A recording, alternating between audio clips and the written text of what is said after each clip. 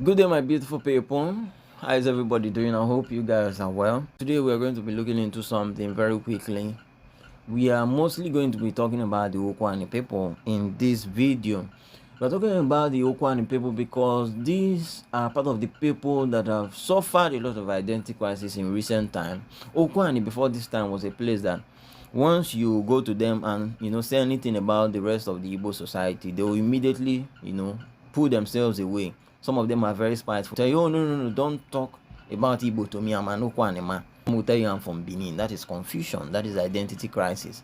So, following recent developments in Ukwuani, I've been seeing that a lot of Ukwuani people are starting to ask themselves questions.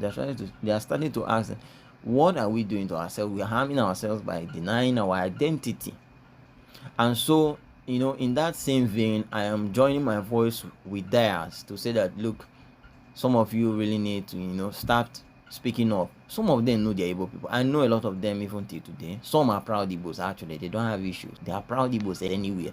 But some are not. Some are very, very spiteful. The most degrading insult is what they reserve for the rest of Igbo people. But when you insult another Igbo person, you're indirectly insulting yourself, because you're an Igbo person. You can't separate yourself, actually. So this video is mostly going to be about Ukwuani. And the video is mostly going to be centered around Abo. I'm going to use Abo because Abo is a place that used to be well recorded in history. Abo was a place that was well known, well established in Igbo land before. There was no identity crisis in Abo before. I'm talking about records from 300 years, 200 years before. The Abo people were well established as Igbo people. There was a point in time when the Europeans actually used to think that the Abo must be the capital of Igbo land. Yes, there was a time Europeans used to think so because of the glory of the Abo people. Abo today has declined. But I must tell you, 200 years ago, 1810, 1800s, 1820s, Abo was more like the glory of Igbo land. They were that good, they were that successful, they were that prosperous under the reign of a man recorded as Ononezuobi Osai. The man gave his name as Ononezuobi Osai. He's a very popular man in Anioma history. At that point, the white people who have not traversed the whole of Igbo land, they used to think Abo must be the capital of Igbo land. You can't tell me there are more kingdoms that are as powerful as Abo is. That's what they were thinking then. And they used to think that Abo was probably the most powerful because of the control Abo had. The king himself, Ezobi, the control he had over many parts was so huge that, they said this must be the capital of Igbo land. And there was a reason why. Apart from the men he had, apart from the money he had, apart from the connection he had, let me tell you something. The location of Abo and his dominion along that river Niger, his strength and influence along that river Niger was too great. You see, the location of Abo, and we are going to use Google Maps today, and this video is actually going to be lengthy, so try to be patient and listen, because you are going to pick up some things. And after I share the points I win in this video, I'll also share a short clip from an interview that was conducted in Ukwuani. There is a man known as Eri Ugbe. And he's a man he supports Igbo unity. He's an Ukwuani man, and he's one of the main promoters of Igbo unity. He went to Ukwuani, conducted some interviews about the history and migration of Ukwuani. I will share that short clip after my own point that I'm going to share with you. So you are going to pick up a lot, I must tell you, from this video. So as I was saying before, if you can see this map here, I will show you where our boy is on this map. Look at our boy here, opposite Ndoni. You see our boy here. That was the seat of power of Ezobi. But let me tell you, his dominion, he was so powerful that his dominion spread further up and further down. His dominion spread to almost opposite of Onitsha, on the north. I will show you the record where it is written. So you will not say it's me that said it. I will show you a record taken down in 1841 about the limit of the king of Abo's territory. I'll show you the limit along the river Niger. Then further down here, his reign also extended to a community known as Onya. I'll show you. Now you see that community there, Onya, opposite Osifo. That was where his direct reign extended. Obi of Abo Ezobi. Now, further down, his reign also extended further down to what you call the non-river. All these areas down here, all these people were under the power of Ezobi, Obi Osai. Why was this so? Because of his dominion. Because of this point, this location called Onya, opposite Osifo. If you offended the king of Abo back then, if you offended him, instead of fighting war with you, wasting his soldiers and his time to fight war with you, if you offended him, and he would just come here at this Onya and set his war boats and his men. He will set it along this place.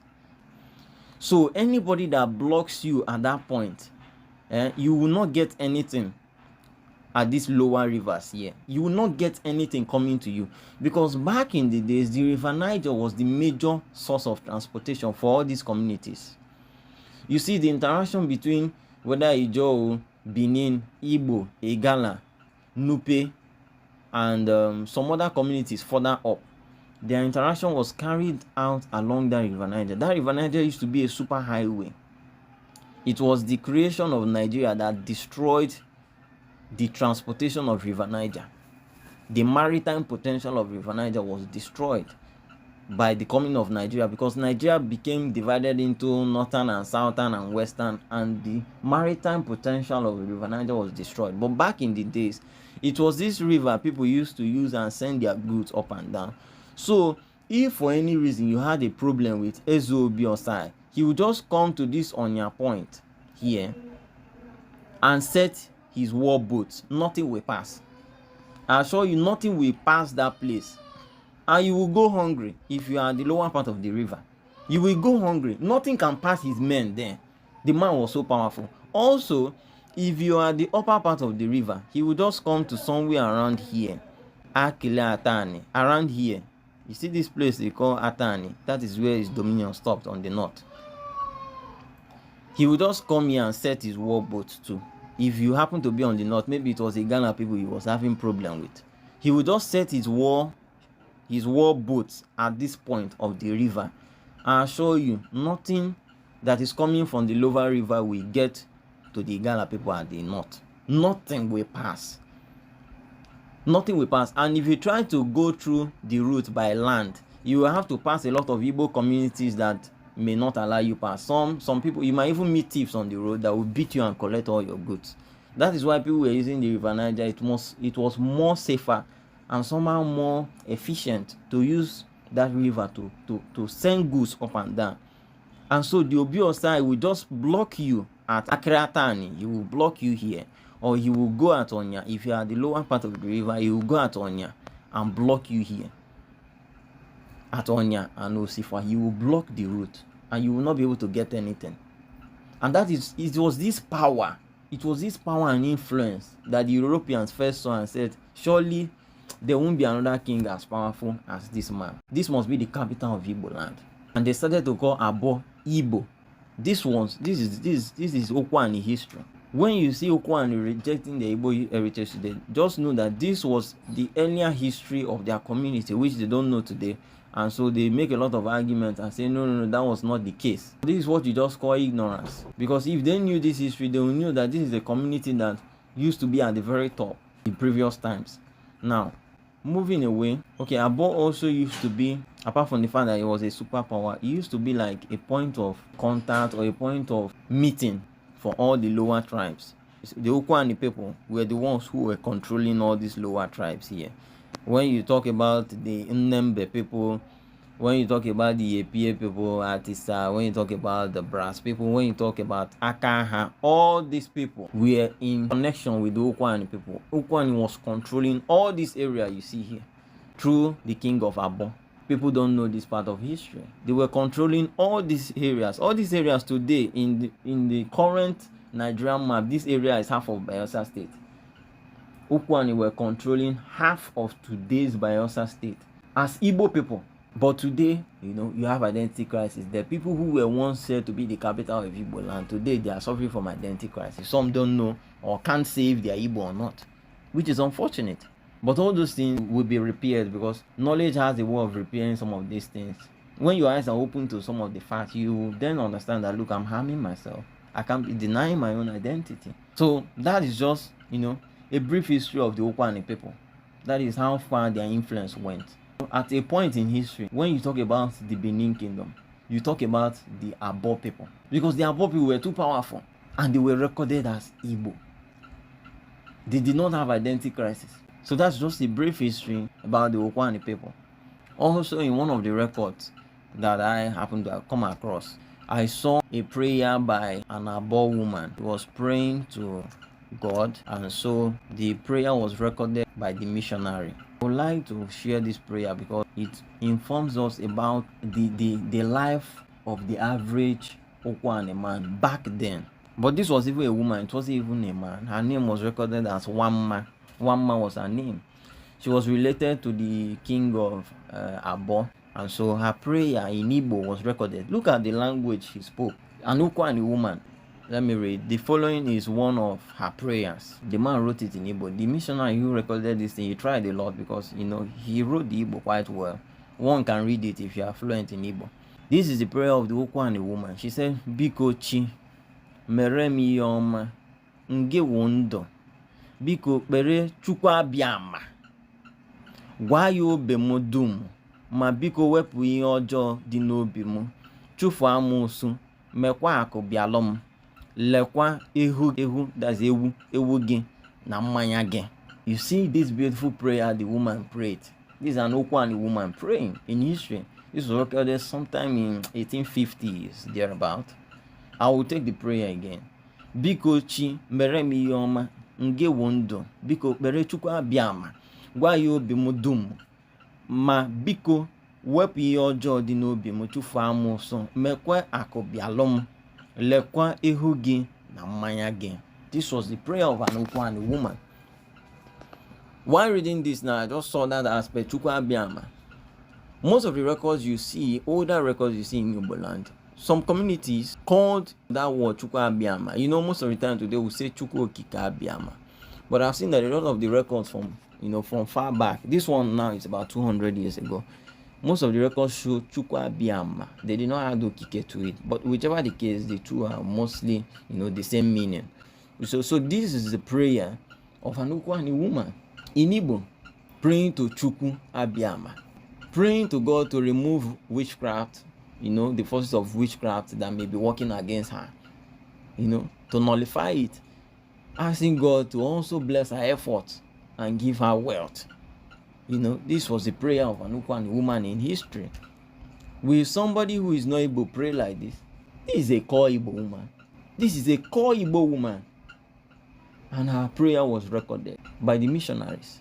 So these are just aspects of our born history that have been captured. A lot more were actually captured in history, but it's not everything I'll discuss. The Abo people, all the practices you find in Igbo land, they were practicing it in Abo. Even the interview King of Abo had with the missionaries about Igbo land, where he was explaining to them limits of his kingdom and all that. All those things were recorded. At no point in time did he ever mention that they were different from Igbo people. At no point in time did the king of Abo mention it, or any of them for that matter. They never ever denied being Igbo. That is to show you that all these things are a recent phenomenon in the Nigerian space. All these things happened after 1970, after the Civil War. The persecution was too high, and some of them, they bought into this ideology. Let us deny being Igbo so that the government can leave us alone, so that the government can stop persecuting us. And that is how that thing took root, and they started to do it. And some took it, it became generational for some of them. They passed it on to their children passed it on to their children. Igbo people say, Alo Bafo, Oburu Omenala. When you allow an abomination to last for a year or so, people will take it that it is the culture. Igbo people gave that proverb to inform us, the current generation. Let me tell you, our elders were wise. When you look at our proverbs, just know that the elders are trying to teach you something. The elders of the Igbo people today said, Alo bafo obro omenala. They are trying to tell you that whatever practice you are holding on today, that it is the right thing, you better know that it may have started as an abomination in Igbo land. It is just a way of cautioning you about holding too tight to some practices. Yes, that was the way of the elders of informing us, the younger generation, the current generation, that when you see some practices you are taking it that is omenala, that is the way of our people, you better have it in mind that that thing may have started as an abomination. So never hold on too strongly to some things.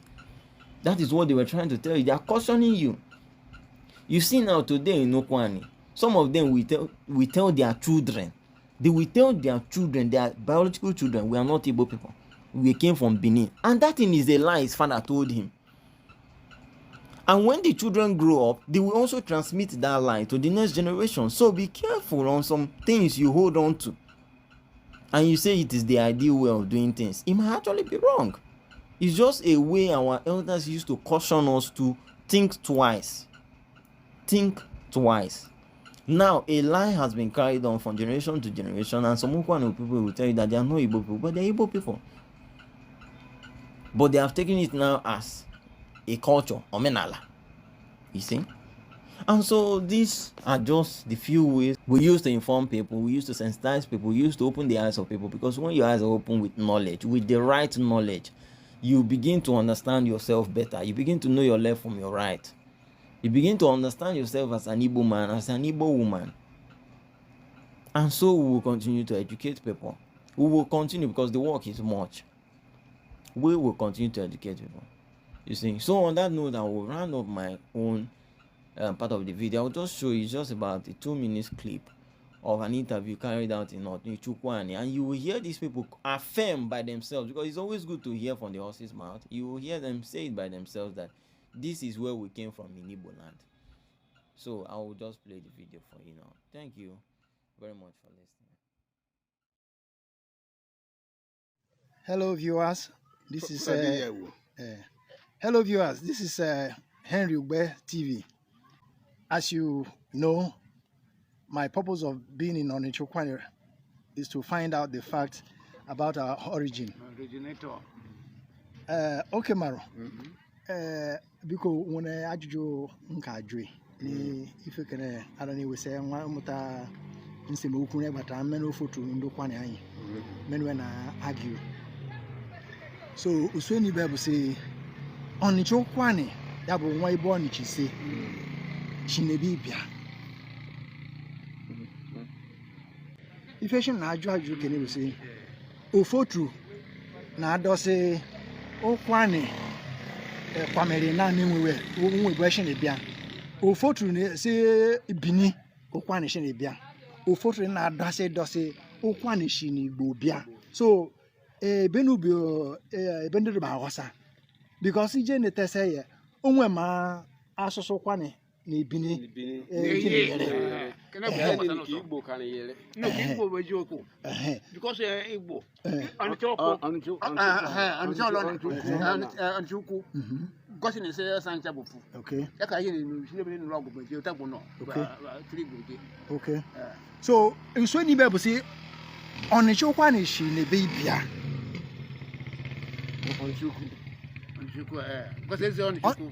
Onichukwu ya bụ Onichukwu ka bụ Onicha Igbo Anambra. Onichukwu bụ Onicha asị. Okay. I don't see no the able listening data. Okay. So Goshen say Ukwuani she no Onicha Igbo Anambra bia. Okay. Because that's Onicha. It's Onicha. Okay, Goshen is also Ugbe ndena and Azane Beni. That's neighbor.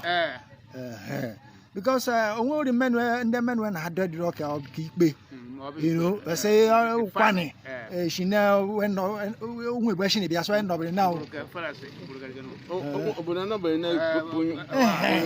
Only for Ukwuani migration. So Yabo, if any we said it okay. You know, so Yakunkuni say anytime I'm down here on the Ukwuani, Senka Jundi Kayani, kun wuri gosasi ishe gware bene ni sa